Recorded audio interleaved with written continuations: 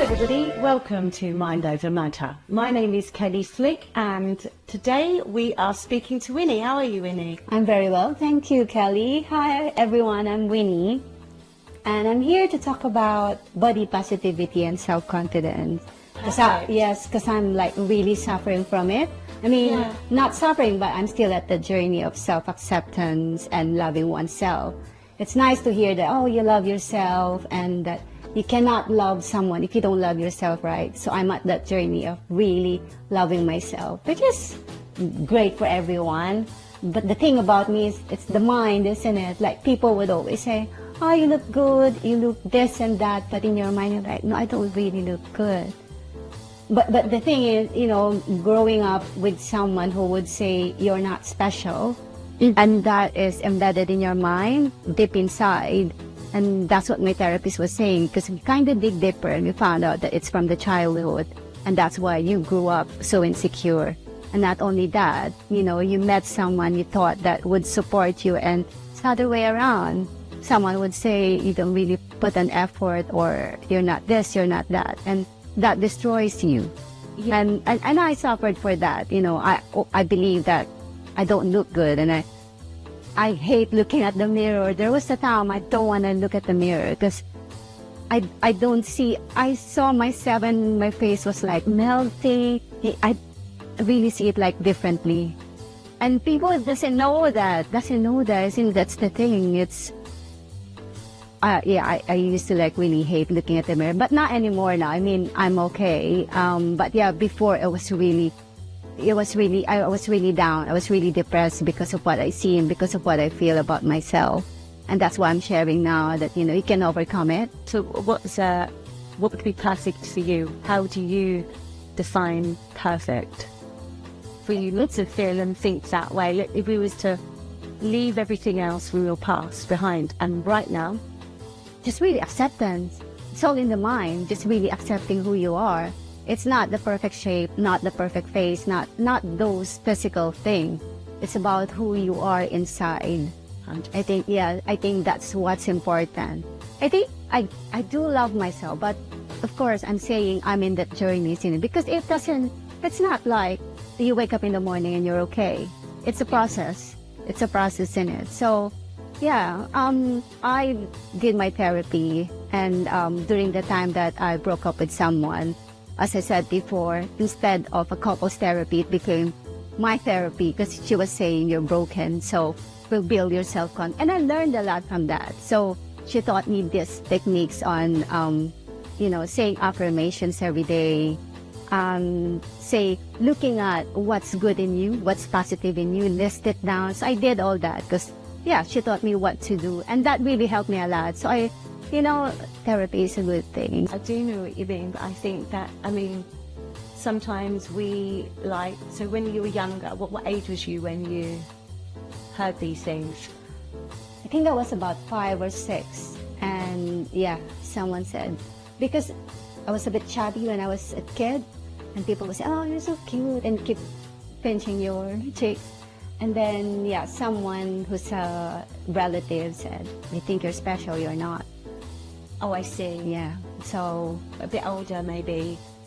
Yeah. Someone you look up to, and then that someone would say that you're nothing. And my therapist found out that's the thing that was like embedded in me, and that's why all these years I was thinking, I'm nothing and I'm not special. It's because of what that person told me. So I do understand. Yeah. I think sometimes we just have to put it in a box and just think, who knows what they were going through when they said that, And it's quite sad that it has actually affected you. Yeah. I was 5 and 6, really young. So I didn't even know that affected me. But when you're having a therapy, you found out all these things, I guess. So that's what happened. And a therapist also taught me how to counteract, or what to do every time that would pass your mind. Yes. Beauty is from what you feel inside, beauty from within. So yes, it's all about acceptance, and that's what I'm after, like accepting yourself. If you've been through a lot when you were younger, not that I didn't have a good childhood. I believe I had a good childhood. It's just that one comment from someone you look up to, or supposed to be someone that would take care of you and say those things. You're a kid, you don't know, isn't it? No, I And then all of a sudden, that would hit you, and that would live with you forever. Not forever though, but yeah, would live with you for a long time. But then So that's what happened to me. I understand what you're saying, but then it's changed you for the better as well. Yes, exactly. You know, because Yeah. sometimes it's funny like that when we're told a negative thing against a positive thing, and actually they say you're never going to do that, and then you do it. Yes, yes, yeah, You're yeah. special. You're going to be a model, I'm gonna be special. but no you matter are a what, model now. So You're yeah. a catwalk model, and you do an amazing job. Thank you. Thank Yeah. you. Yeah. Very beautiful. Thank you. Thank you, so much. Yeah, thank you for my guest Winnie today. This is Mind Over Matter. I'm Kelly Flick, and thank you for watching our Easter special.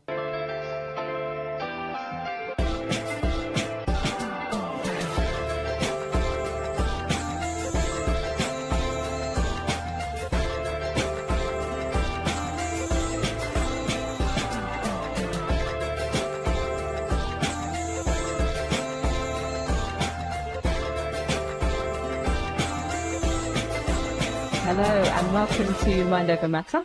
I'm Sophia and I've been joined by the lovely Esther. Esther, welcome to the show. Thank you so much. Esther's here to talk about her experiences overcoming mental health conditions as well as being an entrepreneur, really thriving as an independent businesswoman. Esther, would you like to introduce yourself? Absolutely. Thank you so much for having me, Sophia. I'm Mind Over Matter. It's a pleasure to be here. My name is Esther George. I'm by profession an educator, but I also own an independent franchise business online, and I am a certified and published makeup artist. I work with charities, and I'm an all-round of everything. There's so much to you. We spoke earlier. There's just so much to you. I mean, where do we start really? Perhaps your mental health condition that you were able to overcome, and maybe how that's led you to where you are now? Absolutely. I mean, to be honest, a lot of things have happened in life, and I know many people will relate to a lot of the things that I'm going to speak about. But I was privileged to have an education in the UK from the age of 7. But I always felt very drawn away from my parents because, you know, I was not having them there all the time, and life kind of moved on. I had kids and lost both my parents, unfortunately, in the same year, and had to go through all them challenges and obstacles whilst trying to bring up 2 kids, do a job, and just live life, basically, which was absolutely crazy. I'm so glad that I am actually, you know, in and surrounded by such amazing, faithful warriors, you know, women of faith, that really supported and guided me through some of my darkest challenges and my darkest times. And, you know, there is a light at the end of the tunnel, because although I went into teaching and I loved working with kids, I never realized how much I did. I absolutely love children. I love working with them. We do a lot of work with them on our charities. And once I started on that journey and I started meeting new people, and luckily for me, I met an amazing guy, Michael Baptist. I know he's going to go crazy that I said his name, but you know, somehow God just brings somebody into your life that's just going to change it. And it changed it for the better with regards to my health and my thinking. And so I started... That's the connection that yeah, led you to your business now. that's exactly the connection that led me to that. And like they say, the rest of it is a journey still. And, you know, the days... I have really good days, you know, but you do have days that not everybody can see. But I'm about empowering people and lifting them up, telling them my story with my bipolar, but not making it that is who I am, because I know that I am more than that, you know. You don't let your condition define you. Absolutely. Yeah. And I think that is a big thing with mental health. I think it's a big thing. I didn't find it that it was out there until people started, like celebrities started talking about their health, but the everyday person as a teacher, you know, I was surrounded by all these things that was going on constantly under pressure. And I had children that I had to think about. And then I had parents that I didn't have, and I didn't really have it all the time, you know, like I do with my children. And, you know, you want to reach out and actually get that support, get that help, and it just wasn't there. So it's so nice to actually have such an amazing family to be around now. Do you think there's enough kind of happening, enough discussions taking place about bipolar and mental health in general? Is there more that we could be doing about it? I honestly do think we should be going, just like I do as a business, going from home to home. I think there should be more interaction in people's homes, in people's surroundings, you know, where So they're within at. families and communities? Yeah, absolutely. Yeah. I think some communities are doing it very well. I'm Yeah. very privileged. And, you know, I always say that word because I don't bargain easily, and I'm lucky that I have such amazing people around me. It wasn't always that way. I didn't know which direction to go in. You know, I didn't always have the support. I think they need a bit more of that, and more people doing talking, you know, like talking therapy, Yeah. and walk and talk and Yeah. things like that. These are all things that I Just love. opening up about it. Exactly, and just being just natural rather than making it a stigma. Yeah. Or it's, you know, as an African, it's like sometimes you can't talk about certain things in certain circles because it's going to affect, or, you know, it's you, but it's Kind of not like taboo, isn't it? Exactly, Certain but cultures, you it's just don't not. talk about It's the condition. It's not you. And Yeah. so, as I started to learn how to look after myself, how to eat better, how to sleep, more importantly, how to, you know, how my medication worked around everything else, and it was like a breath of fresh air. It was like you know, finally I could actually see something happening and moving forward. So yeah, and that's where I am now. That's wonderful. And I mean, you said earlier, you made a really good point, is you don't want the kind of that bipolar to define you. It's not who you are. It's just part of you. Tell us about the part of you that is Esther, the entrepreneur, Esther, the thriving business, the mentor as well. You're a mentor to lots of young females out there. So tell us about that, Esther. But for me, it's always about finding out what that person needs. I get very enthusiastic. I get very excited. Yeah, I saw that. But earlier. people should know me. Yeah. That's just me Well, you've naturally. got great energy. I Yeah, feel. that Great is me energy, yeah. naturally, because I'm naturally a people person. Yep. I love the kids. They tell me, they teach me a thing or two, and they know more than that. You know, all the time, if I need something doing, I'll go and ask my niece. You know, I'll say, how do I do this? She does it in 2 seconds. But that's the next generation, and we want them to be better. And tell us about how your business is supporting young people or other young women out there. Absolutely. I mean, it's not just necessarily for just young people, but if you have that entrepreneurial spirit, if you're at 16, 17, you're nearly at that point, and your parents can see it, you can see it.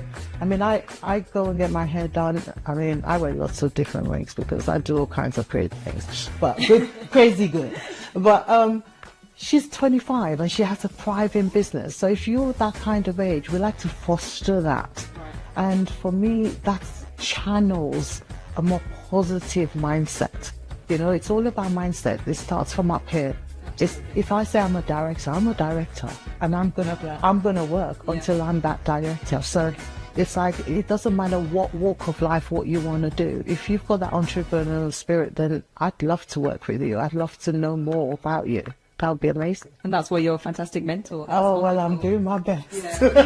you must meet kind of young people or women from all kinds of backgrounds as well. Yeah, I mean, women, men, but especially the women. I had the fortune of, obviously, like I said, I work with this charity, Cancer Africa.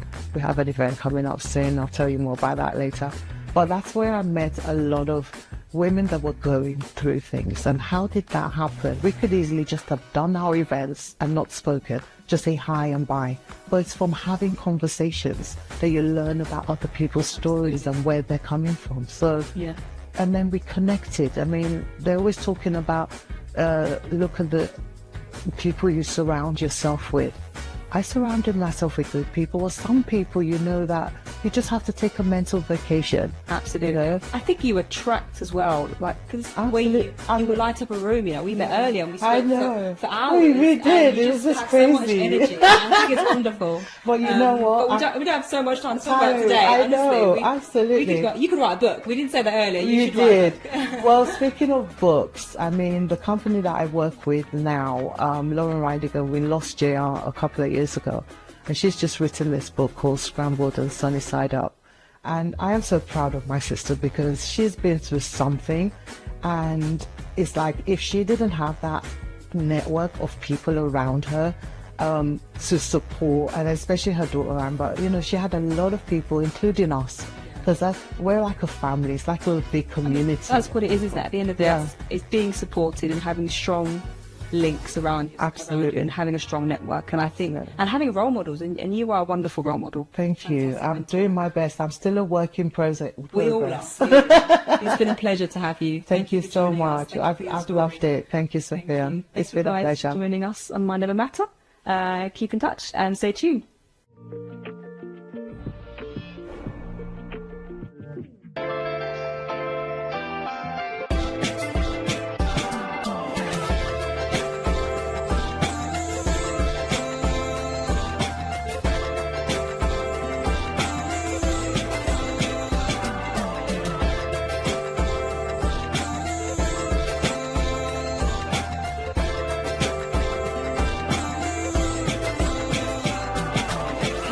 Welcome to Mind Over Matter Series 2.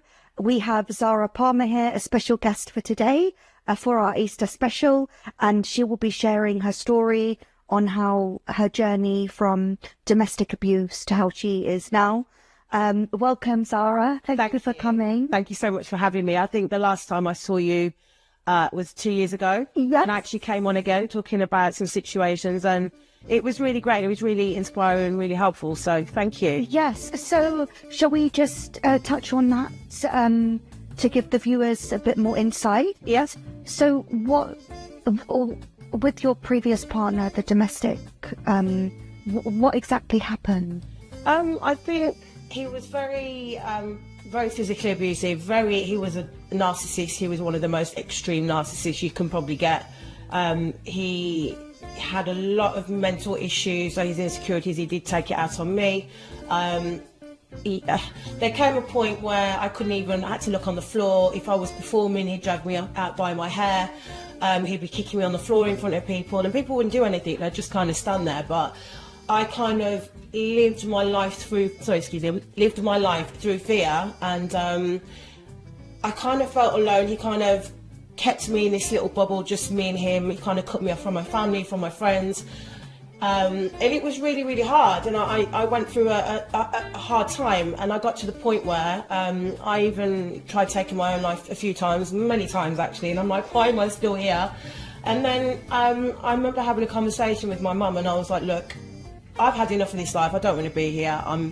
I'd rather than just keep trying to take my own life, I'd rather just go to Switzerland, maybe try euthanasia, so I can just get out of here peacefully and say goodbye to everyone. And, you know, my family was upset, but they were like, if that's what you want to do, then, you know, obviously we don't want you to go, but if you don't want to be here, there's not really a lot we can do about that, you know, if that's what you really want. And then I kind of heard how upset my mum was and my family, and how, like, they were, like, constantly supportive. And I was like, you know what, it's selfish of me just to say I want to go, and your family love you so much, you know. So yeah, that was a difficult time, but it's almost like overnight something just clicked in me. I'm not sure if you guys, anyone believes in, I call him the creator. It's almost like a voice spoke to me, and he was like, what are you doing? You know, get up, keep fighting, you got this, sort of thing. And I actually wrote a song about that situation recently. It's called The Almighty. It's me saying the conversation that I had with the Almighty. You know, can you hear me? I've been through so much pain. But then the chorus is like, keep on fighting, you know. But it's a really good song. And when you sing, is it like closure for you? Does it help you mentally, basicly? Yeah, 100%. It's a way of your healing. Yeah. If I didn't have music, I don't know what I would do. Like, it is my therapy. And people say, how have you got over certain things? Because people might see you as this happy-go-lucky girl, and I'm wild and I'm feisty and I'm lots of fun. But, you know, back then it was like I was just a shell of a person. I just felt like I was existing. But now, like I said, because I've been doing music, I even started university as well. So it's like something just clicked in me and went, what are you doing? Get rid of all the negativity. Don't put yourself in these situations. Make sure you've got your friends and your family always there to support you. But just don't put up with no crap, basically. Yes. I never thought I'd say this, but now if someone just sort of does one thing, I'm like, oh. So the university will help you and advise you on how you can get a record label, basically. Yeah, they show you everything. I mean, we do everything from mixing, mastering, producing. I've been learning to play the bass guitar. We do vocals. We even do choir stuff. We record our own stuff. I mean, there's everything. Artist management. Talking about music industry. That was just last term, and I've passed it. So I've got 2 years left, but it is a lot of fun. I mean, I don't really like the essays, but yeah, I'm not really an essay person. But you know, because I enjoy music so much, it's not as hard as you'd think it was going to be. You know? Yes, and I think you mentioned that you've started writing your own book as well. Yeah. Does that involve your story and? Well, to be honest, it's a book of pictures. Little bits of writing, because I found out that I have ADHD. My attention span is literally like that. So it was like, I can't really read a lot of stuff for too long. So I thought most of it's going to be pictures. It's called Camera Shy, and I'm not kind of the person that I was then. I was really, really shy, and just to see how far I've come up and to see on pictures, to see my growth and my journey. Yes, it's quite. Because I remember when I saw you on X Factor. You were more shy back then. Yeah, I really was, yeah. And I could see a nice personality change. I think my personality's gone a bit too big now, but, you know. Yes. Yeah, so is there anything else that you would like to share in regards to? Well, yeah, I did. I mean, I mentioned that I'm working on an album with different people. Mikey Vaughan, we're doing some reggae track with him, Rasterwood Productions, an amazingly talented guy called Jack Rubin. He is phenomenal. He's just actually voiced one of my tracks as well, so I'll be working on a few projects together. Oh yeah, I'm also filming a film. Why did I forget that? I'm filming a film. Oh wow. Yeah. Well, there's people like, you've got Katie Price in it, you've got Patsy Kensit in it, but there's a whole bunch of people. It's like a spoof horror movie, and it's actually, you've heard of Jack the Ripper, well, it's called Jackie the Stripper.